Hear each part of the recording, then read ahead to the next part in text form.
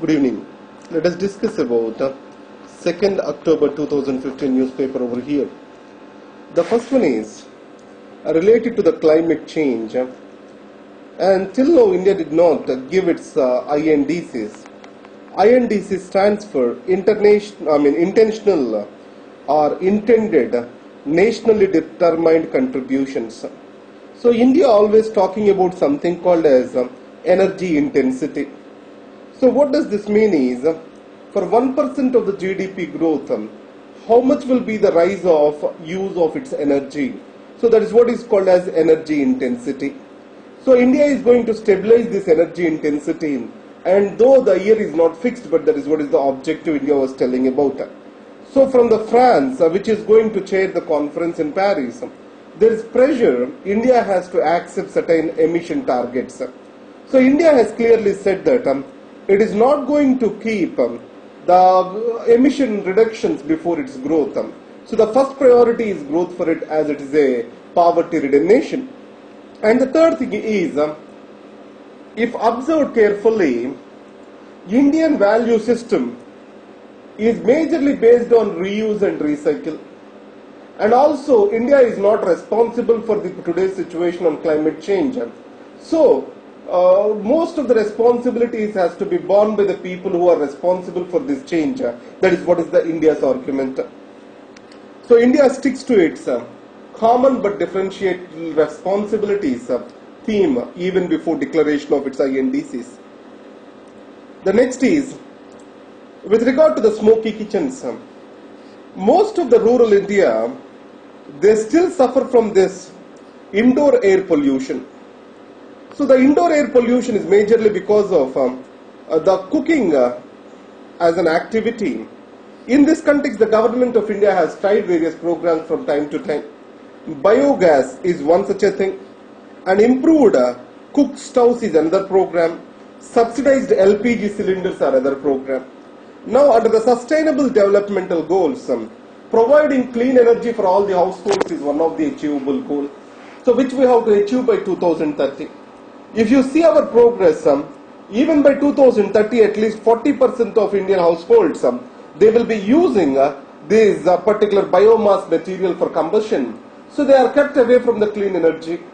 So in this context, an actionable criteria is necessary to achieve these targets. That's what this article argues about.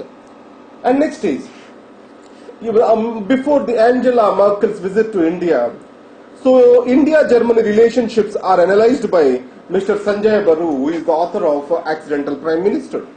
So what he said is, they are going through a phase in India now. India and Germany, they are going through a phase. So he tried to derive how these relations are synergistic. Now, Germany and Japan, after losing the Second World War, they chose to be global economic powerhouses rather than the political powerhouses. But however, from the last decade, the situation is changing. We are trying to assert their geo-economic power into geopolitical too. The recent passage of the Japan security bills, and also Germany taking up the role of leadership in European Union, all these proves this. Now in this context, India and Germany, they have many synergistic relationships. Already, expansion of the UN Security Council, India, Germany, Japan, along with Brazil, they are sitting across the table as G4.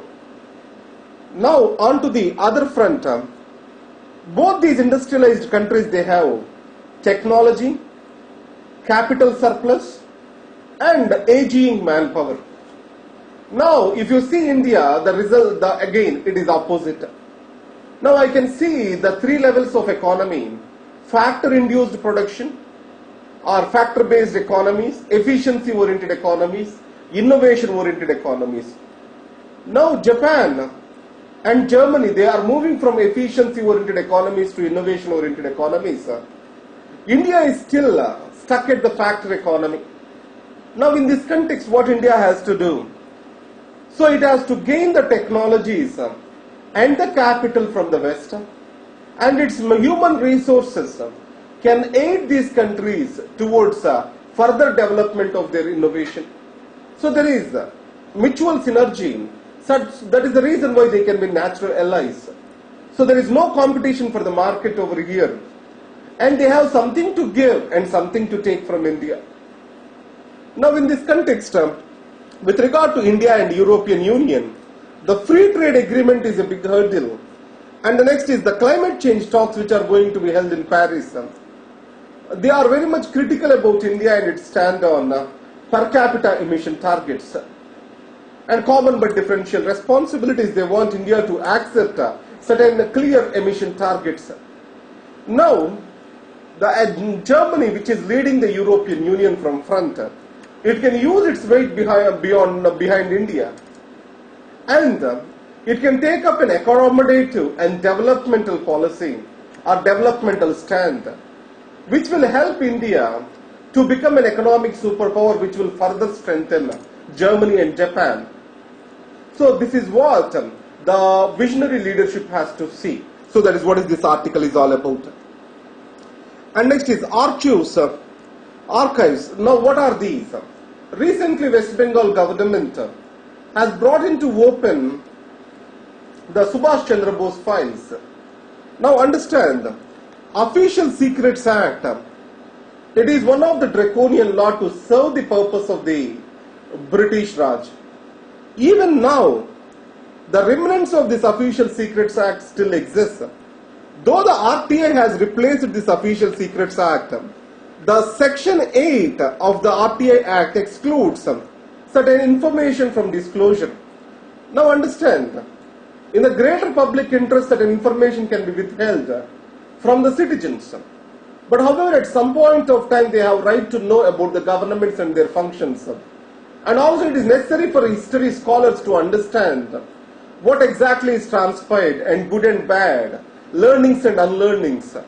Now if you see in 1962 war, what exactly have transpired in India, why India has lost? It did not come into open till Maxwell gave a detailed account about the Henderson and Brooks report. So it means Indians, they have the right to know. Then only an informed decisions can be made by the people.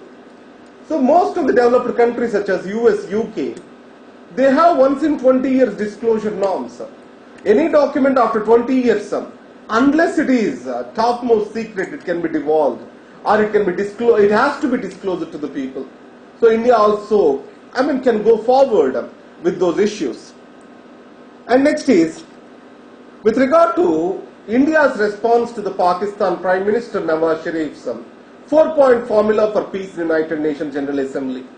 Always in the UN General Assembly, the intentions of Pakistan are to internationalize the Kashmir issue. In this context, a peace plan was proposed by Nawaz Sharif.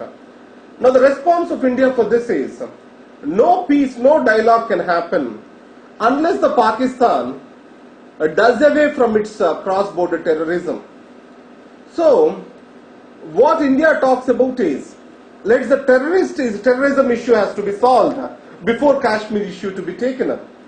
And Kashmir issue shall not be linked with the other issues. But Pakistan does the same. Now here, because of the efforts of Indian diplomats after 1965 war, especially Natwar Singh, Pardasarathi, and Mr. Sardar Swaran Singh, these people and their efforts, it made the UN not to interfere with regard to the Kashmir issue. And many times it has disclosed that it is a bilateral issue and has to be settled between these two countries. Now India tried to give the reply by raising the situation of the people by raising the issues of the people living in Pak-occupied Kashmir. So it means it appears as a tit for tat. But whatever the advantage India had till date, probably it might be losing. So it means is India played into the hands of the Pakistan by bringing in the other side of the issue to the notice of the House. It means that are you bringing an umpire or a third person into a bilateral issue? So it means India, is it losing its strategic advantage? Is the question over here. And next is, with regard to the United Nations General Assembly, the Palestinian flag raised at UN. So already Palestine has a non-member observer status. So that's why its flag can be raised. And yes. And next is midday meal program. So quality and regularity are the two issues with regard to midday meal program. Now in this context, in primary education, 450 calories plus 12 grams of protein. Similarly, upper primary, it has to be 700 calories plus 20 grams. And it has to be regular. So at least the demand is that 200 days a child shall get a midday meal program. So the quality is more and more stressed over here. This is about today's news. Dear students, with regard to the notes of these topics, I am uploading that on my notes at www.laix.in. So thank you very much for reading this watching these things. And please suggest improvements, we can do that. And I also want to discuss certain model questions related to this. And please read that particular notes. That notes will help you to understand these topics, and don't spend your time on preparing the notes again and again. The reason is this. For example, 1.5 hours to read the newspaper and almost 45 minutes to prepare the notes. It just goes in drain. So take the printout of that handout and keep it for your reference. That is more than sufficient for you. Right, but read the newspaper because you get the control over the terminology. So tomorrow I'll try to discuss global competitiveness index. I prepared the notes already on that, and let's have some idea over it. Thank you very much. All the best.